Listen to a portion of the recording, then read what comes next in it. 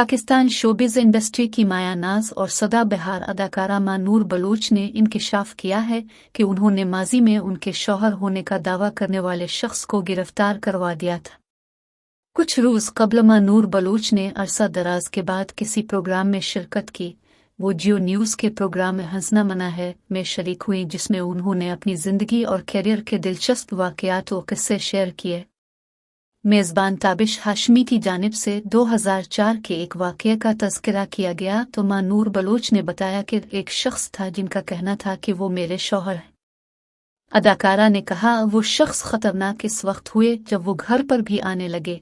वो schizophrenia schizophrenia बीमारी में मुब्तला थे और अपने जहन में उन्होंने सोचा हुआ था कि मेरा उनके साथ छप कर निकाह हुआ है।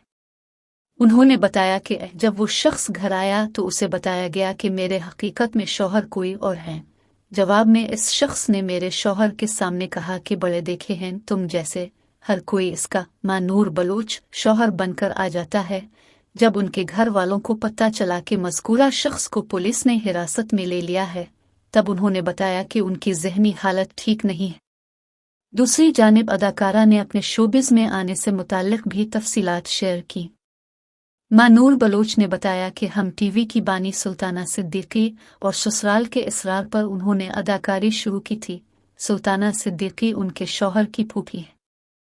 ख्याल रहे कि अदाकारा मां नूर बलूच ने मरूफ ड्रामा सीरियल्स में अदाकारी के जौहर दिखाए हैं, जिनमें लेडीज़ पाक, इश्क इबादत, मारवी, हकीकत वगैरह शामिल हैं।